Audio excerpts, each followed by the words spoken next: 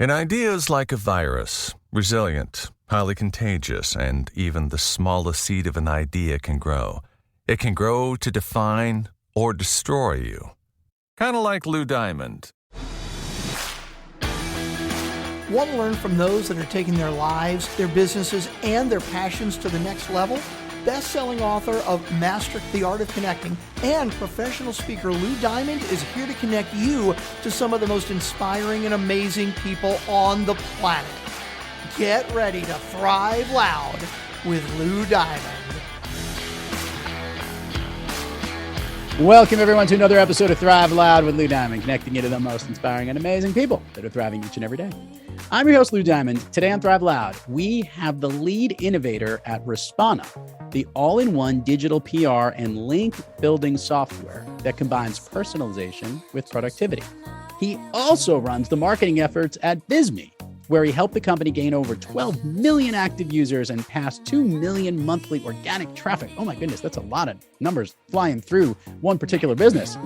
And since then, he's been helping other companies achieve similar successes via Respona. Thrive Loud listeners, I bring you Farzad Rashidi. Farzad, how are you today? I'm doing wonderful. Thank you so much for having me on the show, Lou.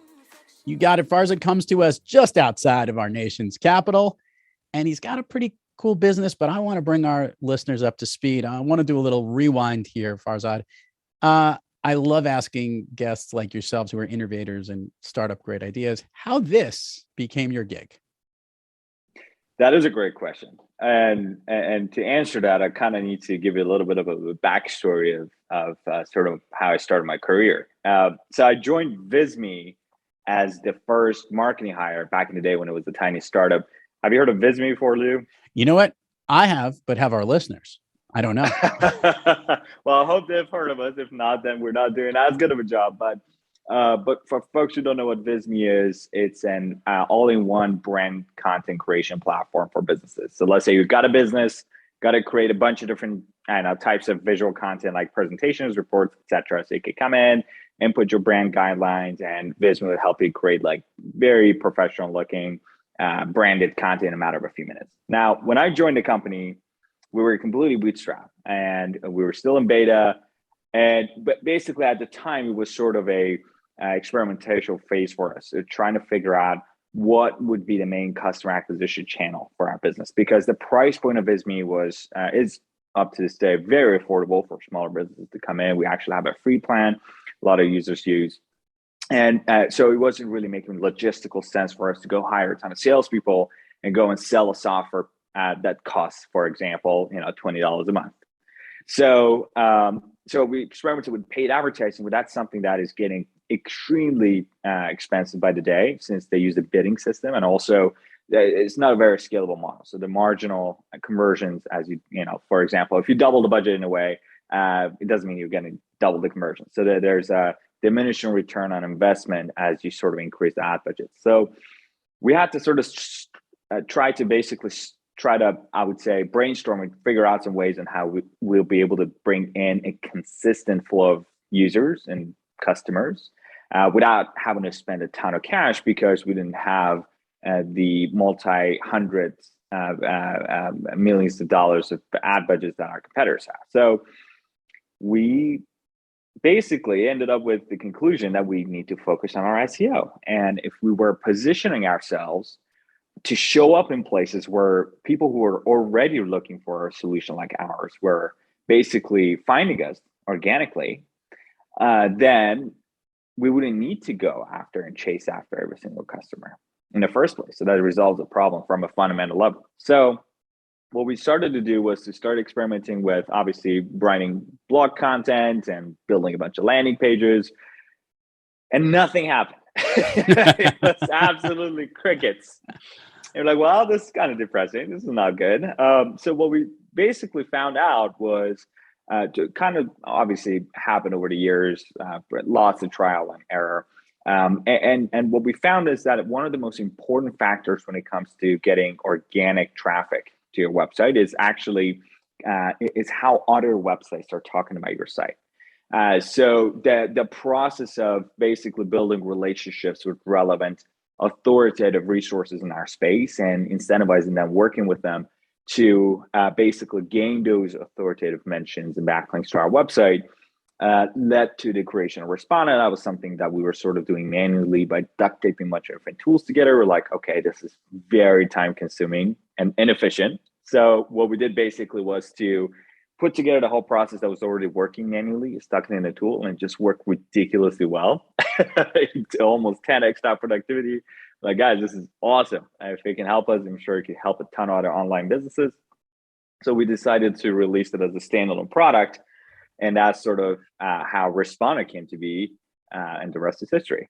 Okay, so you took a process that you had to do manually, you automated it, and it's helping to basically build relationships, if you would. It's utilizing from, I guess, search and all the different types of content providers out there to build, I guess, certain campaigns for your business. Is that really what Respona does? That's right. So the process of building relationships and outreach is quite wide.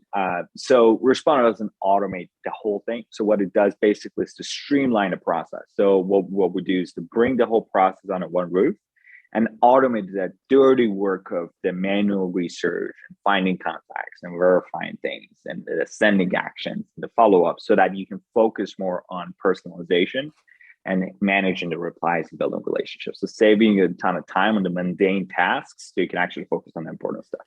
Okay. So to the listener out there who has received a ton of marketing messaging, for lack of a better word, I wasn't using the 4-letter S word that starts with an S and ends with an M, and that would be spam.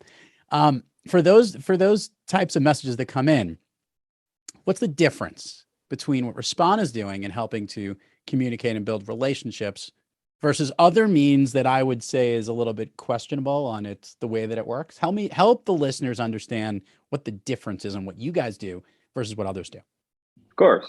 First of all, there's not a little bit questionable. It's very questionable, I would argue. And the whole goal of Respona, our motto is actually don't spam, build relationships. So that does sort of a big mentality for us, because at the time when I was during my days of Visme, what I was doing was to try to see if there were tools out there that would help us sort of automate a lot of these dirty work so that we could focus a lot on outreach. And what happened was that a lot of the tools that would already exist in the market were either mass outreach tools, which you sort of loaded up with a bunch of contacts and just blast emails to them, or there were CRM tools that were sort of keeping track of your existing relationships. It wasn't really helping with the process of building new ones. So Respona was just to basically tie and sort of fill the gaps in the middle, where you're still able to maintain a sense of scale, where you're still able to basically reach out to a good number of people and gain meaningful results, and at the same time be able to maintain that personalized human touch in your outreach. And it's easy to talk about it. It's easy to say. I think almost every martech company claims that, and I think to prove it to you is how I got introduced to you. So. Yeah. You received a note from Dylan, and you run a very popular podcast. I'm sure you get tons of these notes from people who are trying to get on the podcast. And what Dylan did, my colleague on the marketing team, was to use Respona. And he found your podcast through our search engine, through a very targeted search, and Respona found your contact information, and Dylan sent you a personalized note. You tell me, how was the page? Did you even realize that it was something that was sent from a marketing platform, or you actually thought that Dylan? So it's a great question, and listeners need to know this because this is important. We receive, I think this is actually, I'm going to take the negative side of this terminology. We turn down over 200 guests every month to come on Thrive Loud. About 7 requests a day come in, and we only have 3 episodes a week. So that's 12 slots a month. So we're turning down a tremendous amount of people to come on the podcast. So we are very particular for who come on the program. And we open up only a certain number of slots for those that are coming in on the inquiry. So it's getting harder and harder to actually get on the podcast. To your point, this was a personalized message, and it highlighted the technology of what you guys do, the uniqueness of who you are, and what your specific story is. So what because we do deal with a lot of marketing technology type of businesses, this checked a bunch of boxes. And yes, the communication was direct, personalized, very specific, and which was actually will now bring to my next question is that type of messaging you're not sending to a lot of other podcast programs, because it was very specific to my show, was it not? It was, yes, absolutely. And he's still able to maintain a sense of scale. So he spends, I would say, an average of 2 hours a week. And he books me about 2 to 3 podcast appearances every week. And not saying that it's only solely because of Respona. Obviously, it required a level of experimentation. And obviously, I don't want to go on every podcast that's out there. So we do a good amount of research to figure out, okay, what are some of the podcasts that the audience would actually benefit from our story, and also whether there is a fit between the host and me, and basically figure out exactly what these relationships would be meaningful in the first place or not. So that whole 2 hours that he spends on every week is to figure out what podcast would actually be a good fit. And instead of going out and blasting every single podcast that's out in the market, using Respona, he's able to actually spend some more time, instead of having to do the logistical work of finding the emails, of sending the emails, the follow-ups, to focus more on the research process of figuring out the right opportunities and find the right person's contact info and send a note highlighting his research that I already did, in order to imply that, hey, we're not just sending this email to every single podcast we come across.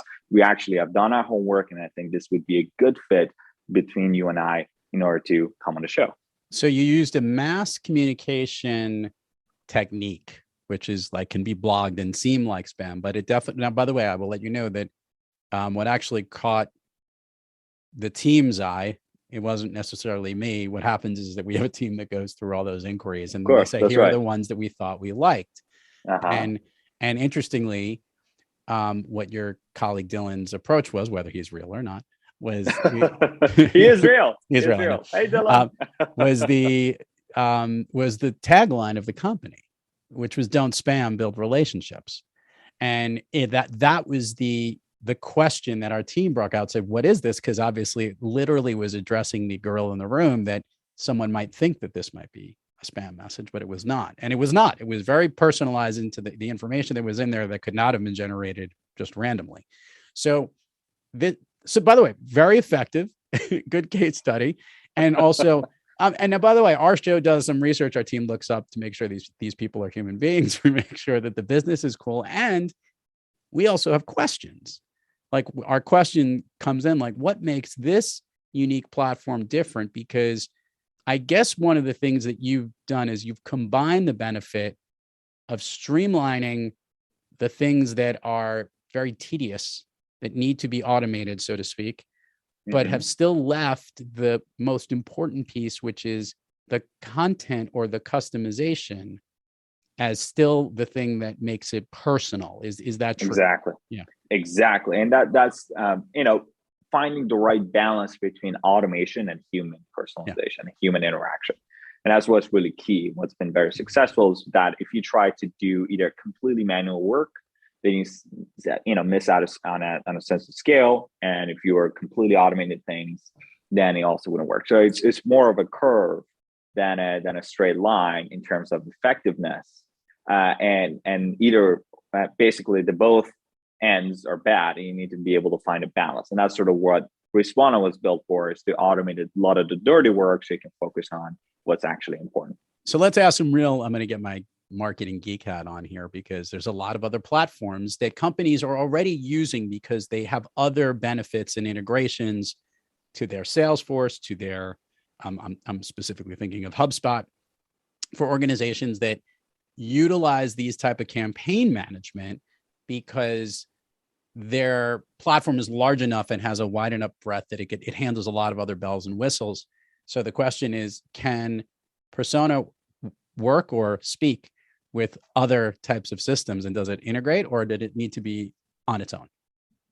No, you can certainly integrate. We have folks who use HubSpot CRM and they like to use Respona, but Respona is designed to be a standalone product. We try to pull all the pieces together, just simply because a lot of the tools that are out there are for existing to your or for speaking to your existing customers, like HubSpot marketing tools, or sales platforms where you're trying to recruit customers.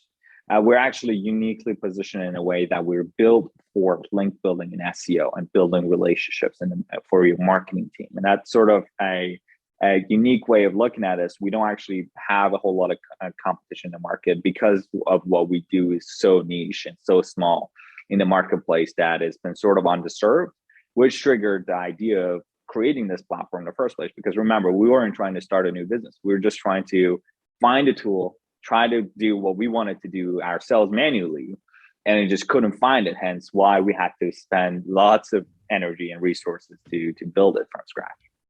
Farzad, who is the ideal target to utilize Respona? What size company or organization is like the right niche that you guys have a unique niche for what you do, but there's probably a unique target audience that benefits the most from this?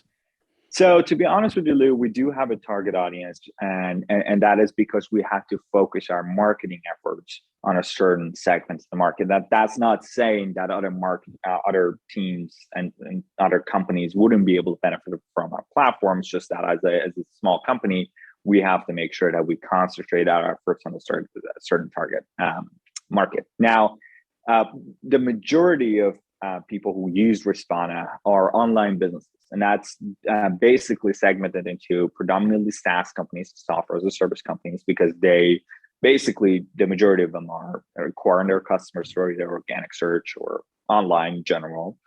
We do have a subset of our market that are websites that are affiliate marketers. So basically, they're, for example, they're software review platforms or blogs that basically monetize their traffic either through ads or through affiliate marketing.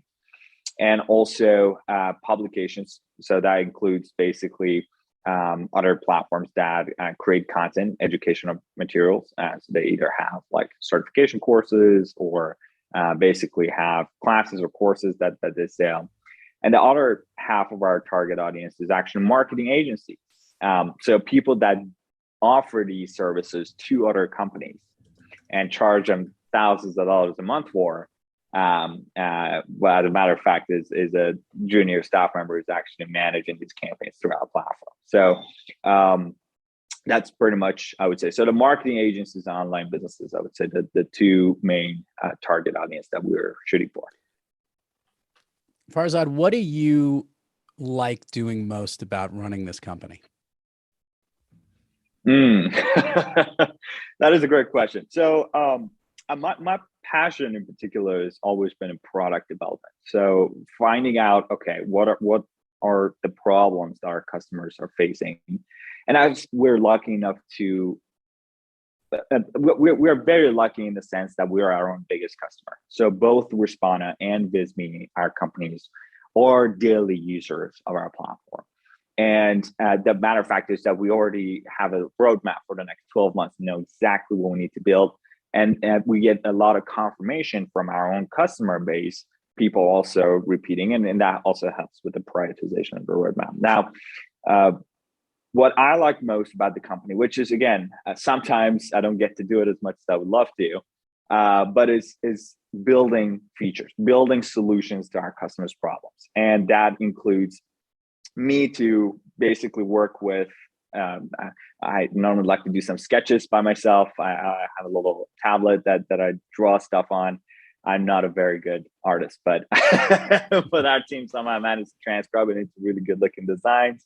And then working with our engineering team to see what are some of the technical restrictions and basically getting that feature and working on the product is really what my passion is. But realistically speaking, a lot of my time is spent on recruitment, on hiring, and obviously on marketing efforts, managing the team. But that's just part of doing business. Got it. I love asking guests on the program this question, Farzad. I'm curious to see where it goes. Look, you've basically created a company by accident, which is kind of cool, by the way, to make your life a little bit easier. And now you've got a product that is something that fits a real niche, which means that, one, you're pretty innovative, but two, you're thriving on most days. But we all have those days where things aren't quite working so well. Maybe the tech isn't working so great. Maybe the reaction you're expecting to get in your marketing is a little off your game. Farzad, when you have trouble thriving, Who or what practice do you seek to get yourself back on the thriving track? Lou, it's funny you ask this because I remember I was back in the earlier days of Respona when we were still in beta and trying to figure things out. Things always become easier over time as customers grow and the customer base grows and our community grows. But I remember I was listening to a podcast interview with the founder of Typeform. Have you heard of that company before? Which is a very creative forum builder.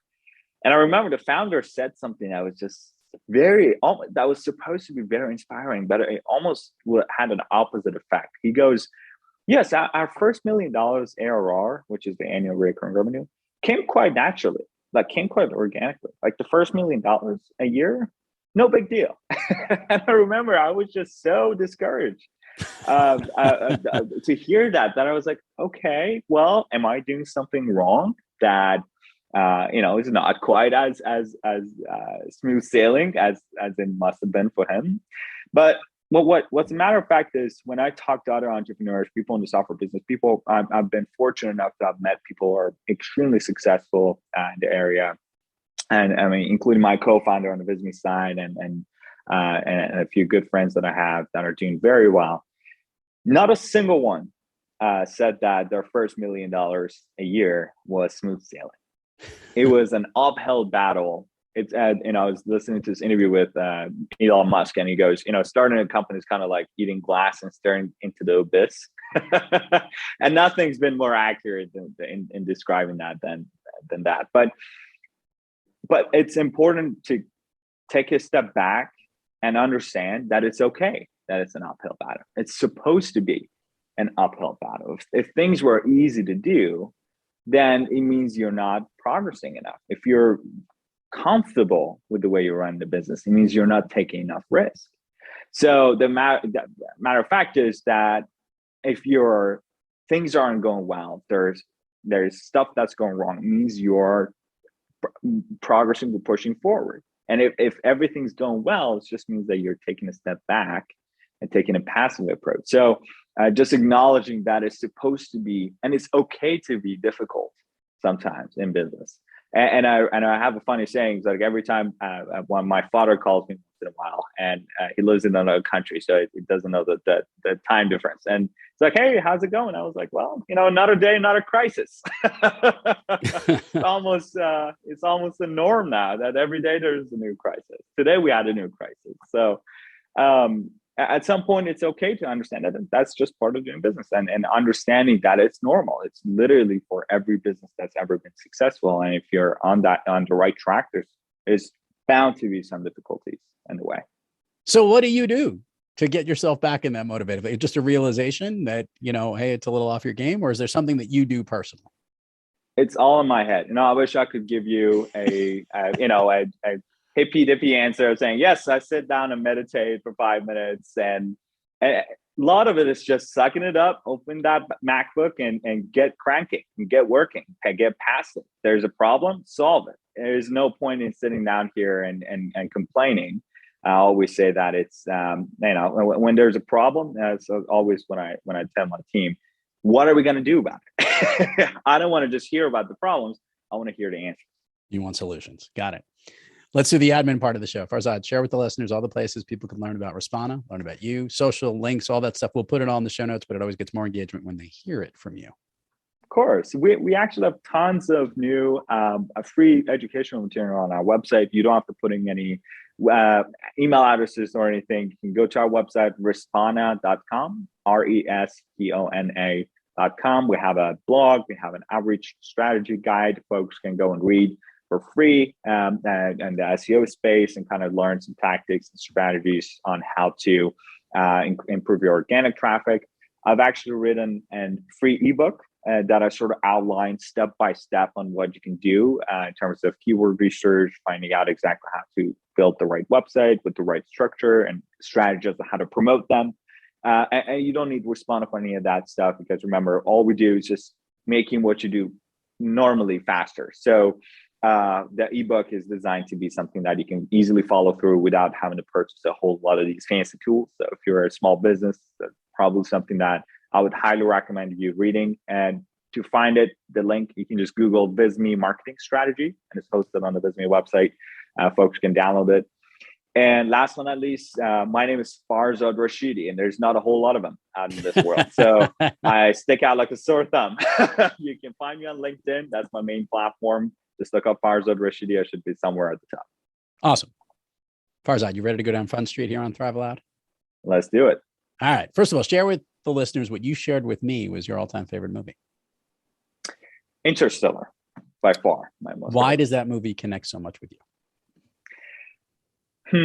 I guess it touched on a few things that I'm very passionate about. And one of the most important ones was the concept of time, on how we get it so for granted that time just moves forward at a constant speed. And it's just not the case based on physics. And the movie sort of captured it. Obviously, it's science fiction, so it's not quite as accurate as one might want it to, but it was quite interesting that the principles they used in the movie were actually rooted in actual scientific research. So I don't know, I just very much like the movie, and none of my friends group can hold themselves awake for 3 hours to watch it, but I just love it. I think the aspect of that movie, and by the way, there was a whole bunch of movies that came out around the same time, like Gravity came out around the same time that this, one did. And remember that the part of the movie that still confuses me is the whole time, the gravity thing. I guess gravity is the only thing that transmits through time. So he comes through that crazy matrix and he's able to interconnect with his daughter at a different time. Right. And I had so much trouble understanding it and who built what and how that got there, when that was. That part kind of blew my brain up, but always a big fan of movies that test your mind that way and make you think, where time is the, Christopher Nolan's one gift in all the movies he does is that time is always mixed up. There's always a different time stream, and he looks at time in that way, and that's why I kind of like him. So, but I love that movie, and it's really well done. It's although Matthew McConaughey coming back and seeing his older daughter that he hasn't aged a day is still confusing to me, but one day we'll figure it all out. That just blew my mind. Yes, the ending was spectacular. Farzad, we're going to do the speed round here on Fun Street. Here's how we roll. I'm going to ask you something. I want the first thing that comes into your mind. These are things that lift you up, that motivate you, that make you feel good, that basically make you thrive. Ready? Sounds like a plan. Let's do it. Okay. Of late, a song that you love to hear or one that pumps you up. Into You by Sonny Fedora. Okay. A favorite food that is not a dessert. Persian macaroni, which I know is a very odd choice. I've actually had it, and I know how good it is, but that's the first time it's ever been shared. Really? So I am surprised. Yeah. A favorite dessert. Tiramisu. Okay. An activity you wish you did more of. I would say going to the gym, working out. An activity you wish you did less of. Drinking coffee. Oh, really? Interesting. How many cups a day did you have? I've recently cut back, actually. I used to drink 3 or 4. Now I'm down to 1. So all right. I'm almost there. Switched to tea recently. So Farzad, if I could snap my fingers and you could be anywhere in the world, where are you? Fiji. Oh, have you been? No, but that's why I want to go there. Farzad Rashidi. Everyone check out the links. Respona, obviously, and his great efforts over at Visme. Thanks so much for coming on Thrive Loud. Great job today, and continue, making life a little bit more personable with no spam. Please, everybody, no spam. We just want personalization each time the messaging comes to us. Don't spam, build relationships. There you go. Thanks again for coming on the program. Thanks for having me on the show.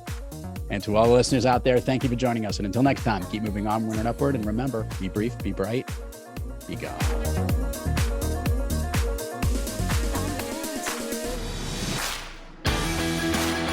You've been listening to Thrive Loud with your host, Lou Diamond. Check us out on the web at thriveloud.com and follow us on Instagram, LinkedIn, Twitter, and Facebook at Thrive Loud. And check us out on the Good Pods app at Thrive Loud, where you can follow, listen, and connect directly to Lou and all of the Thrive Loud episodes. Thanks for listening.